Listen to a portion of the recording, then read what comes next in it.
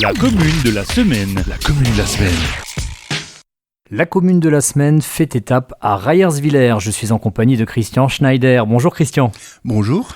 Christian, vous êtes cuisinier au restaurant de la Vallée à Rayerswiller, mais vous avez une longue carrière de cuisinier déjà. Ça fait quasiment 4 décennies que vous travaillez dans la restauration.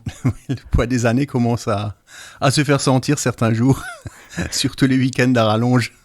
Oui, parce que c'est pas un métier facile, mais c'est un métier de passion. Comment vous est venue cette passion de la cuisine ?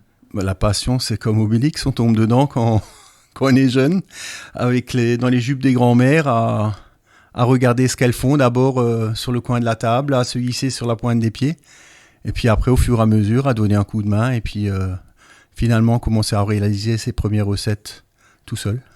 Et justement, vous avez un peu souvenir de quelles étaient ces recettes de grand-mère que vous avez eu envie de tester quand vous étiez encore adolescent ? Une des premières recettes, c'était, je crois, une tarte à l'oignon.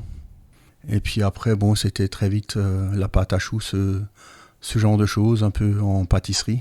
Parce qu'on n'avait pas trop de pâtisserie. La grand-mère, elle faisait paternelle faisait beaucoup de grands gâteaux en été. Énorme. Quand je vois les moules chez ma maman, parfois je me demande comment elle faisait pour les démouler en entier parce qu'ils étaient toujours impeccables. Mais là aujourd'hui, avec je sais pas, ils avaient quand même un savoir-faire qu'ils nous ont pas ils nous ont pas tout transmis quand même.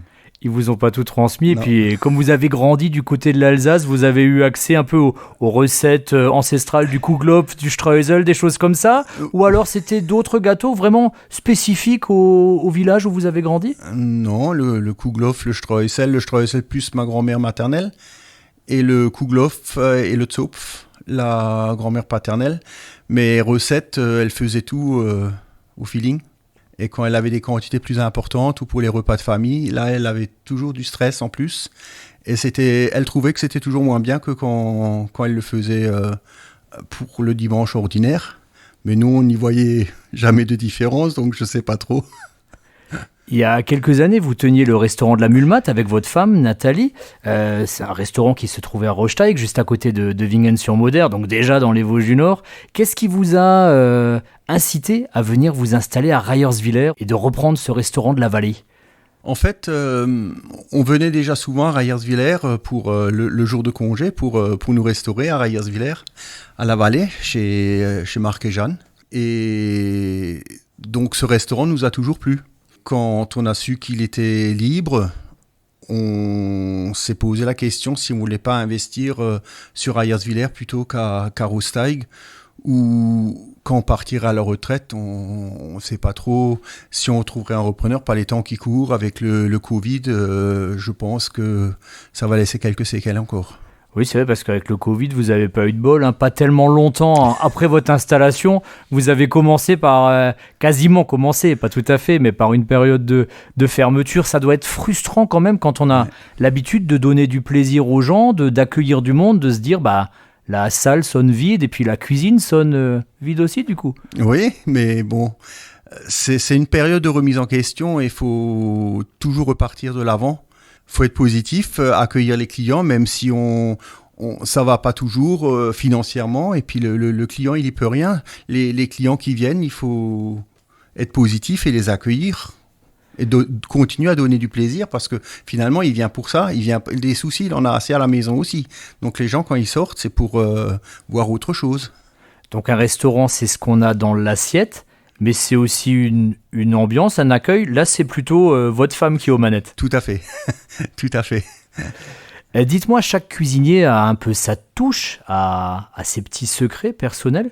Comment est-ce que vous qualifieriez votre touche ou votre philosophie ? Qu'est-ce que vous avez envie de proposer aux clients dans l'assiette ? Cette année, en fait, j'avais l'impression que les gens ne voyageaient pas trop. Alors, on essaye de ramener un peu de soleil, un peu de cuisine méditerranéenne ou de l'autre côté de la Méditerranée encore. Pas forcément juste du couscous, mais des tagines ou on a testé là récemment des Schneckennudeln avec des légumes couscous et un tout petit peu de merguez. Donc on mixe les influences, on a une influence très traditionnelle Beacherland et Alsace, on va dire, et de l'autre côté, des influences qui viennent de l'autre côté de la Méditerranée. Ça vous plaît comme ça, de faire des mélanges ? Ça me faisait penser un peu à la pièce qui était jouée il y a quelques années en Alsace, Choucroute Merguez. Je ne sais pas si vous le souvenez. Mais parfois, c'est des petits clins d'œil, et puis pas les temps qui courent. Et chaque sourire est bon à prendre. Donc là, vous arrivez parfois à surprendre des clients, mais je crois qu'il y a aussi, comme dans chaque restaurant, il y a des grands classiques vers lesquels les gens reviennent très souvent quand même. Bah oui, forcément, le couscous. Vous avez la bouchée à la reine, et puis d'autres spécialités. Maintenant, les ardoises, les gens ils connaissent pas encore trop forcément, mais les gens qui connaissent, en général, quand ils reviennent, ils reviennent avec du monde pour leur faire découvrir. Donc c'est une pierre chaude où le client finit sa grillade devant lui-même. Donc la cuisson, c'est comme il l'a décidé en fait. Du coup, là, vous faites bosser le client un peu à votre place, Christian ? Oui, mais bon, c'est pour son plaisir personnel. Ah, si c'est son plaisir personnel, ça va. Qu'est-ce qui vous plaît dans le village de Rayerswiller ? Qu'est-ce qui fait que vous vous y sentez bien ? L'accueil qu'on nous a réservé était vraiment très très chaleureux. En Alsace, étant alsacien, on n'avait pas eu de retour comme ça. Pendant la période d'installation, les choses à déplacer, tout de suite le soir, il y avait du monde disponible pour déplacer. Et puis là, comme période de Covid, on a monté les tentes, il y avait des gens disponibles qui venaient nous aider, et ça fait chaud au cœur, surtout par des périodes comme ça. Cette semaine, il a fait encore très très chaud, mais on va entrer quand même très rapidement vers l'automne. Pour nous donner l'eau à la bouche, vous avez déjà des petites idées pour les suggestions des semaines à venir là au menu du restaurant de la Vallée ? On va aller un peu vers le gibier. Et puis les civets, les bourguignons, de ce genre de choses, les plats en sauce avec des sauces un peu plus corsées que ce qu'on fait en été par habitude. On parle de gibier, on est sur du local, et je crois que vous fournir à proximité du Beacherland ou au Beacherland, ça vous tient à cœur ? Ah, tout à fait.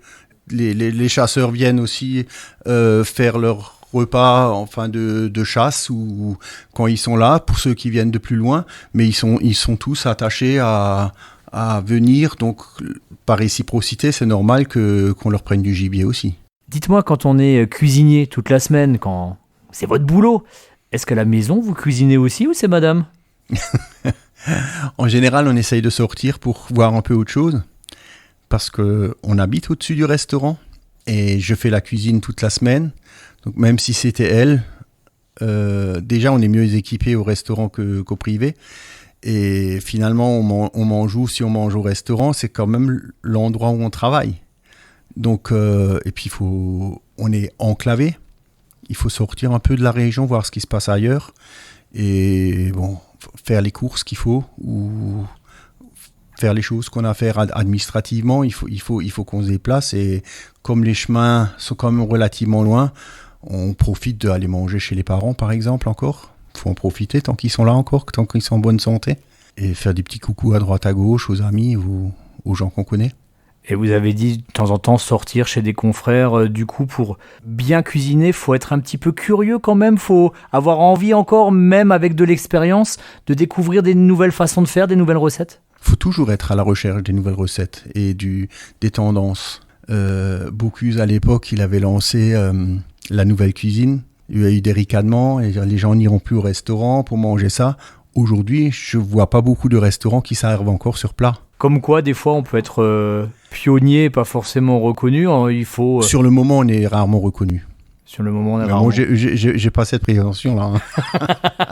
Il y a pas de souci, Christian. Vous ne serez pas chez Bocuse au restaurant de la Vallée, mais vous serez très bien servi, ça c'est certain, avec le sourire de Nathalie et au fourneau, au piano, on pourrait dire. Hein. Christian Schneider, merci beaucoup, Christian. Je vous en prie, avec plaisir.